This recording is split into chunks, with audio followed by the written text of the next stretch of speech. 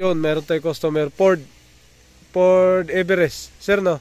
Ford Everest na 2010 model. Ang problema ni sir, namumutok daw ng fuse, nawawala yung cluster, ilaw ng cluster gauge. Tapos yung fuse na pumutok dito.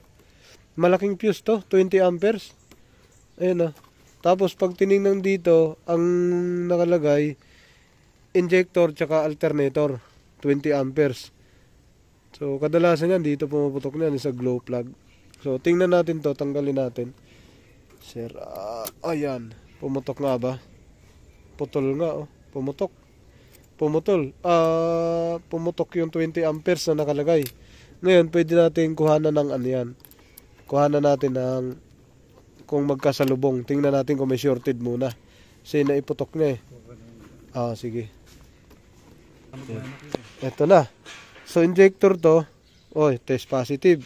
Kabila, ground naman. So, pag inon mo susi, so ibig sabihin, ground to Ground. On mo susi, sir. So, ito, injector, tsaka tingnan natin bakit pumutok. So, ito, troubleshoot. Kasi pag nilagyan natin, puputok to, malamang. Naka-on.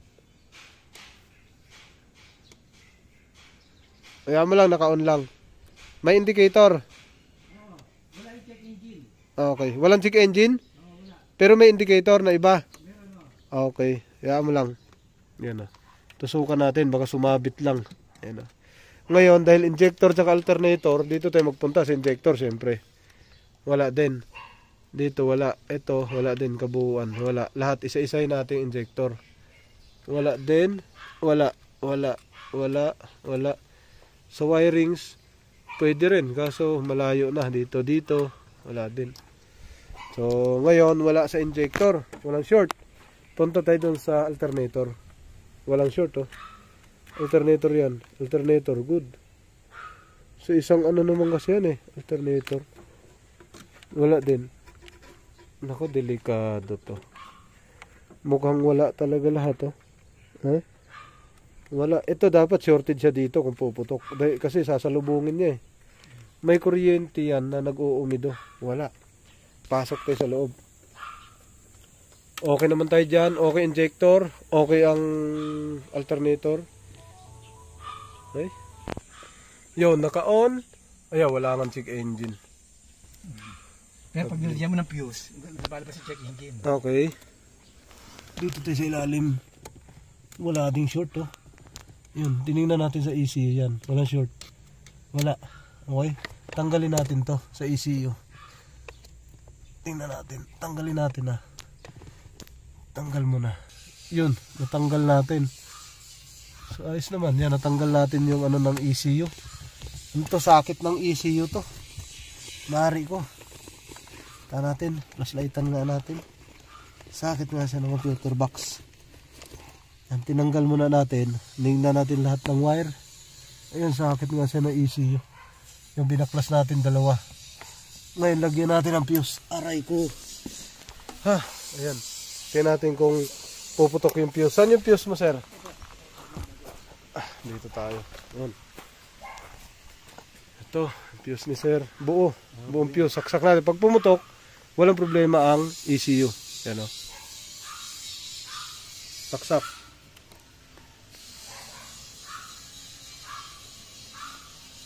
Hindi pumutok. Buo. Hindi siya pumutok. Ngayon, hindi siya pumutok. Babasahan natin dito. Tingnan natin. Hindi rin namilaw ang check engine. Siyempre nakabunot ang on ulit. 4-wheel drive lang. Wala ibang ilaw. Ngayon, babasa tayo doon.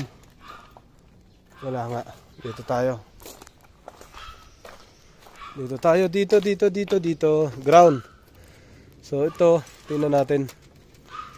Boom. Wala. Walang ground.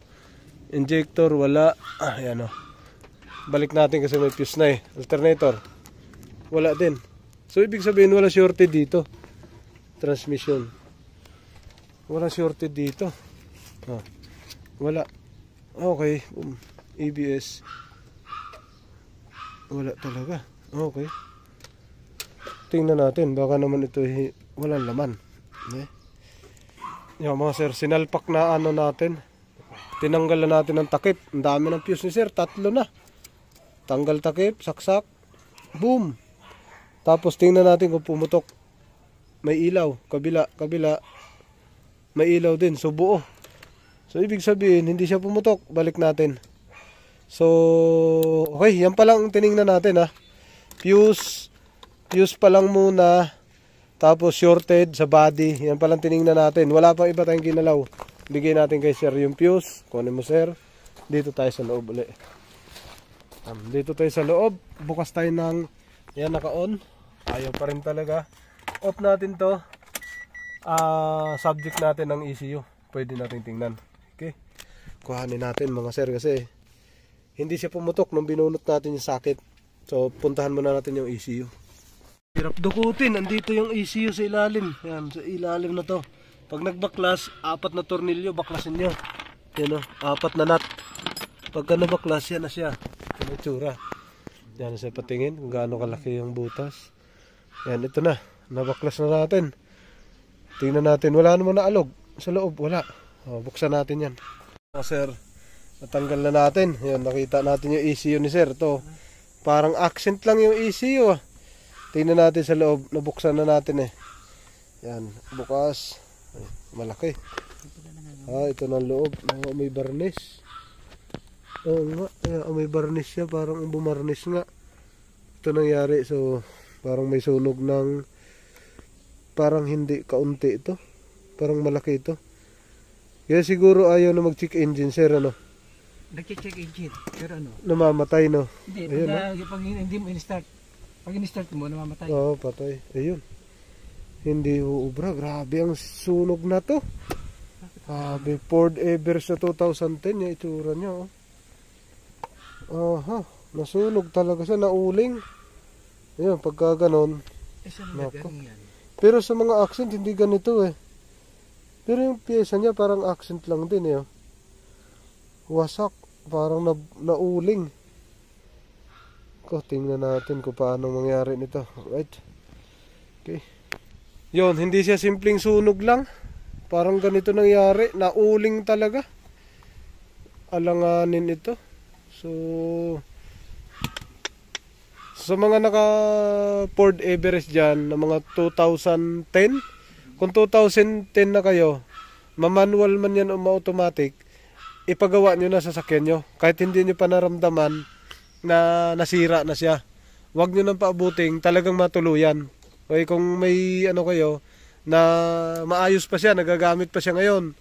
So ito, para sa mga Ford Everest na 2010, lahat, manual man o automatic, patingnan nyo na kaagad. Habang hindi pa siya malala, patingnan nyo na. Kasi pag malala, hindi na kayang maremedyohan. So, yun lang yung maipapayo ko sa mga naka Ford Everest na 2010. 10, baka na meron to sa 9 din eh. 9, 11, yun.